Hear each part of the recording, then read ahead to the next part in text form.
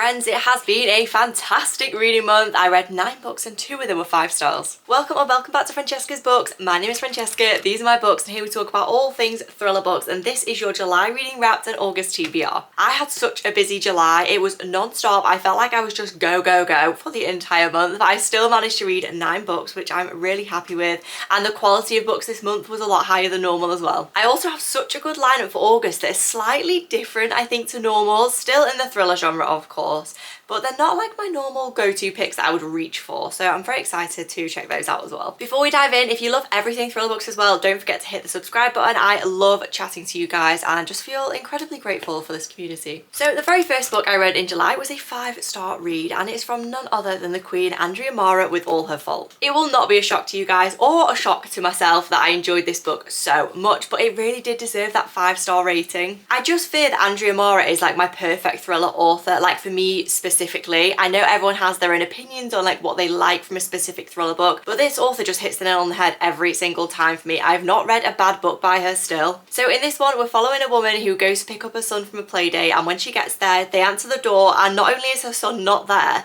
they have absolutely no idea who she is or who her son is. So as you can imagine, with that, chaos absolutely ensues. We have a missing child investigation underway, and this book is just so well executed. I just can't explain how well Andrea Mara takes these concepts that are pretty simple like on the surface and just has this perfect delivery of them. It twists in the right places, it POV switches in the right places, and it's just really a satisfying read. I've read all of Andrea Mara's newer books now, so there's 3 of her old books that haven't been like recovered with traditional publishers, but I am gonna get my hands on them. Do not fear, we're gonna read all of Andrea Mara's books come hell or high water at some point this year. I even reached out to her and she was like, I can't actually get you these 3 older books, but Vinted is my best friend, eBay is my best friend, I'm gonna do it for you guys. And then after that, I dove into a Summerween reading vlog, which was so much fun to film. So I'll leave the link up here if you want to go and watch these next 3 books like in more depth and my actual reading experience of them, but this is the summary, of course. So I read A Graveyard Shift by ML Rio, and I didn't really know what to expect to this going in. It's this tiny little 120-ish page book,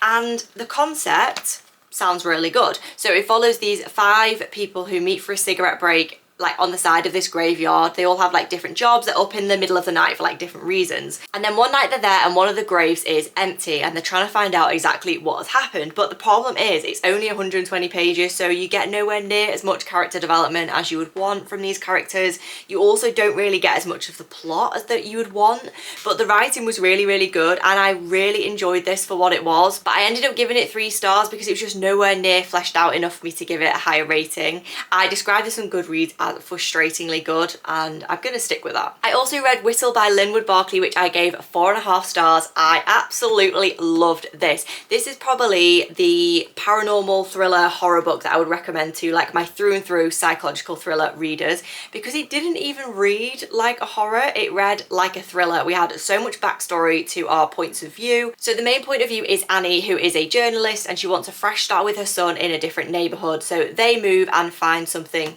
spooky in the shed, and then we switch to another point of view, which I really wasn't expecting, of a detective in a completely different town, but he doesn't really have anything to do with the main concept. He's just investigating missing people or people that have been unalived. He's just like a family man in a small town. But then in the prologue we also get another point of view, which is what I expected from this book, where a child gets a train set for Christmas and then there is a disaster, and I expected the book to just follow on from there, but it surprised me in a really good way. So the basic concept of this, of course, is a haunted toy train set, but I think even I going in was like, really? Like, is this gonna be living up to the expectations that I've seen so far? And I would just say give it a go. I then read another 5-star book. Honestly, I told you July was a fantastic, fantastic month, and it is We Used to Live Here by Marcus Cleaver, and I'm very aware this is probably going to be a controversial opinion. This is very much a love it or hate it book. So Charlie and Eve have bought this huge Victorian house in the middle of nowhere, and one day a family turns up and the dad is like, I used to live here, like this was my family home, can I show my kids? She's like, not really, like you're a stranger, kind of know. But then he talks around and they go in, they have a quick look round, and then they simply will not leave. I can't really say why this is controversial because you kind of have to read it to know, and trust me, you will know when you finish it. All I will say is if you've already read it and didn't love it, I think if you research a little bit more into the real world context of this book and have a look at some of the theories behind it, it will really boost your opinion of it. There's also some bits throughout this book which I think the layperson would miss if you were more like a casual reader, which I very, very much enjoyed. So we have this, I think it's like Morse code. I was saying Braille in another video, I don't know why I said that, at the end of some of the chapters, and these actually translate into something like a secret message. Obviously you wouldn't know that just looking at it, but if you search it you can see what the messages mean. There's also a little bit of mixed media from case files throughout the book as well. These kind of link to the main plot, kind of don't. You have to really like use your imagination to see where these fit in. Overall, I really liked it. I love the writing and it was a 5-star from me. Next up, John Mars messaged me on Instagram and asked if I would like to read his February 2026 release, and I was like, yes, of course, John, I would please like that. So this isn't even available as an advanced copy or anything yet, it's just maybe I guess he likes me. So I have read Dead in the Water by John Mars, which is his, of course, release from next year. And I think I'm going to keep my review really minimal on this because there's not even a cover reveal at the moment and the synopsis is really, really brief. So I think the more I delve into this, the more it's going to give away like the natural excitement of this book coming out. But I will say I rated it 4 stars. It was very dark, like some of John Mars's probably like earlier work. I don't think you ever assume that a John Mars book is going to be light. They have dark material in all of them. I feel like John Mars is like an easier to read version of Karen Slaughter, if that makes sense. But I will say this was another book where the opening did not match the rest of the plot to me. It was kind of open on one concept and then the book took a completely different direction.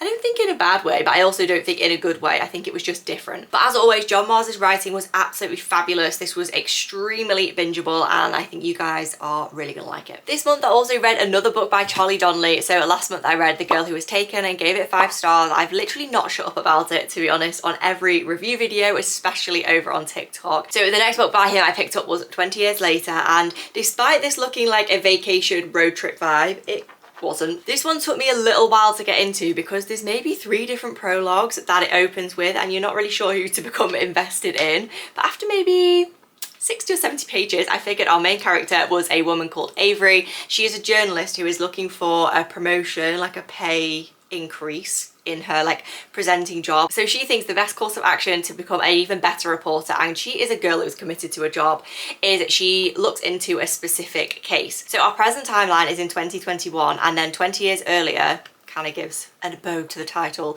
was of course 2001 when 9/11 happened. And I am going to caveat that it had a heavy theme of 9/11 in this book, which I really wasn't expecting. It does say it in the synopsis, but it kind of grazes over it. So not only is it a cultural reference, it's also quite a key plot point. So in the current timeline, we have some pieces of remains from after the disaster that are still being identified with like new improved modern technology, and a specific woman who was involved in a fraud case like 20 years ago, her remains have been found. So that's where our story starts. I'm struggling to put this synopsis into a nice little concise summary because Charlie Donnelly's books go so out of left field that half the things that happen in this book there's no way I could include in a little tiny review for you. So I gave this 4 stars. I think maybe that was generous. I think maybe it's more like a 3.5, 3.75 because the writing is fantastic, but it took me quite a long time to get into it and invested in it. The pace is also not the quickest, but also not in a bad way. I think this needed a little bit of a slower pace for you to gradually become involved in the story, but it definitely could be quicker. So overall, I did like it. I would recommend it, but it wasn't my favourite book by this author, and it's also probably not my top recommendation this month. I also read another A.R. Torre book this month. I've been loving this author recently, and I read A Happy Marriage, which is this author's brand new 2025 release, and she has done a really good job with this one. But I will caveat, this is more like The Good Lie by this author than The Last Party. I feel like The Last Party was a lot more twisty mystery and kept you guessing a lot more, whereas The Good Lie was almost a series of unfortunate events. It followed quite an obvious route through the narrative, and I feel like A Happy Marriage has done that as well. So we've got a female detective and a male psychologist, and they are happily married, of course. Aren't they always in these thriller books? And everything is going fantastic until one of their cases crosses over, and this is where the crux of our story starts. What happens next, I'm absolutely not going to tell you. I do think it is towards it in the synopsis, but I think it's definitely best to go into this book blind, and you'll have more of that shock factor as well that way. But there wasn't any huge twists, as I say. It was just hugely suspenseful. I absolutely love this author's writing, but I do wish she included those plot twists a little bit more. That's the only thing I would do to improve this author's books. Don't get me wrong, she doesn't need any tips. She is wonderful, but there isn't that twist factor, I don't think. Then I also read The Ghostwriter by Julie Clark this month. This was our Fable Book Club pick of the month. If you're still not in my Fable Book Club, there is a link in the description. It's completely free, and we just read a thriller book together every single month. So what is the not like? This book has incredible reviews. I've been seeing everybody gave this 5 stars, so I think I'm going to be an outlier here. So our female main character is being asked to ghostwrite her father's memoir. So her father is a suspected serial unaliver, as his brother and sister died when he was younger, and also a horror author. So he's kind of looking suspicious already. And his daughter Olivia agrees to ghostwrite the book only because she has absolutely no money, and she's been sued left, right and centre for some decisions she made in the past, so she's like, I'm gonna have to do it. I think this was just different to what I was expecting. So the main crux of this story was what happened to the father's brother and sister in the 70s. That was the main storyline. So effectively it was an unaliving case storyline, just kind of wrapped up differently into this memoir investigation. So the prose of this was absolutely fabulous. The pacing was slow to medium, but the last 30% it popped off. It was fantastic. I wish there was a little bit more of that faster pacing throughout. However, I didn't even realise the twist was a twist until I was writing my review, and I was like, oh, that was supposed to be a twist. Now, I know I read a lot of thriller books, so most of the time can see these things coming, but this one was so blaringly obvious. Even from the very start, I think you would just be like, well, yeah, he's a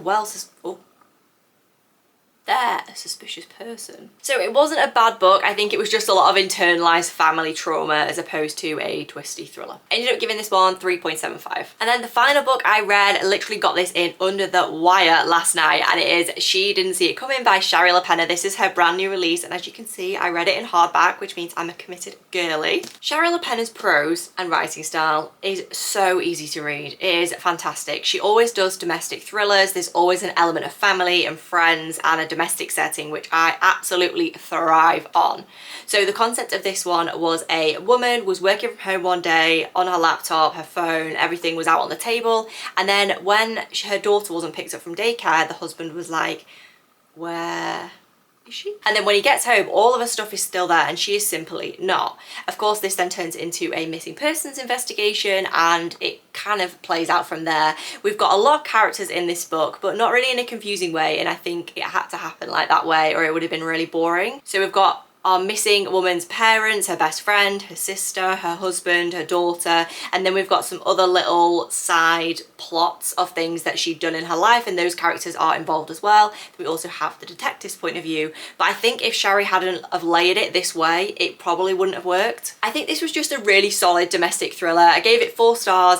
I don't think it was anything groundbreaking. It's not my favourite Shari LaPenna, but it's probably in the upper half, so I did like it and I would recommend it, but Everyone Here Is Lying is still my #1 book by this author by far. So those are the 9 books that I read in July, and get excited guys, next is my August TBR. As I mentioned at the start of the video, I think this TBR is a little bit different from my normal style, so let me tell you why. So of course I'm going to read another Charlie Donnelly book this month, and Guess Again by this author has just been released July 29th, so this is available now. I was so lucky that Charlie Donnelly actually sent me a copy from the States. I was like, I don't know how quick I can get my hands on a copy of this, and he was like, I'll send you one. So he signed this for me as well, which I think is just absolutely lovely. It never gets old when authors send you their work and sign it and just feel so passionate about you reading it. It's such a lovely feeling. So For this book, we have another more complex premise, as in 20 Years Later in The Girl Who Was Taken, but this time we are following a 17-year-old who went missing 10 years ago from her like local sleepy Wisconsin town, don't they always?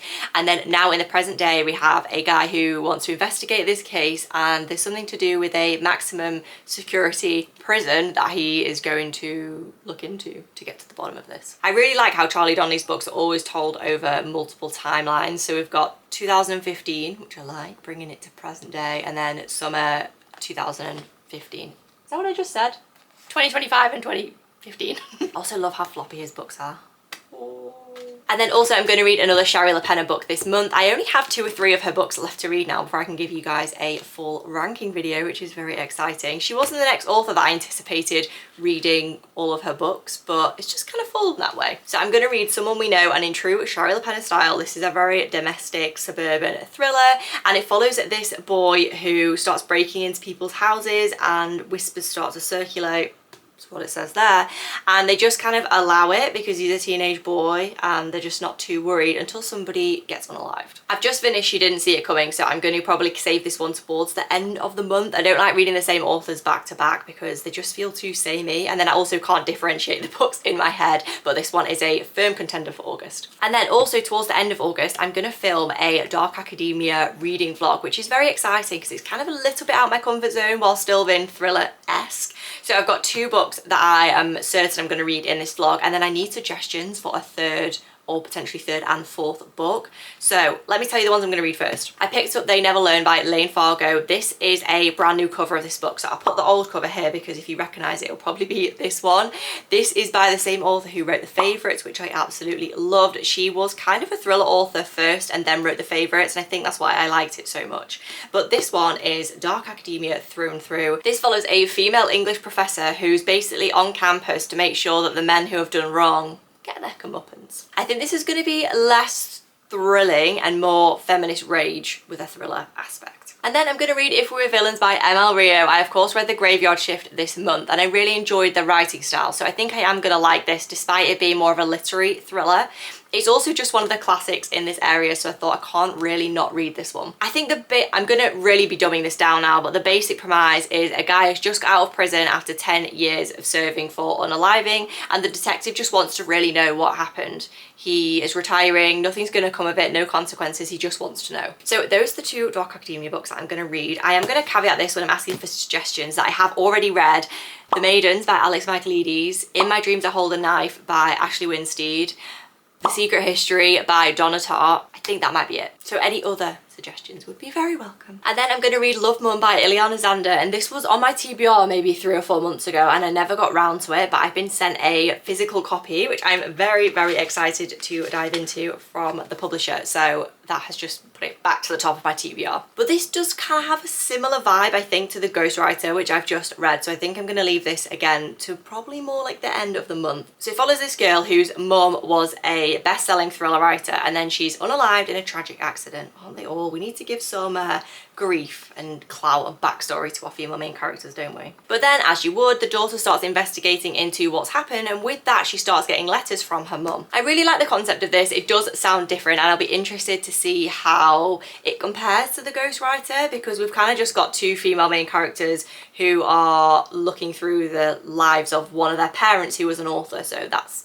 comparison I'm drawing. It's also absolutely criminal that I've only read 1 book by Robin Harding, The Drowning Woman. Gave it 5 stars, absolutely loved it, and since then haven't really picked up anything else by her.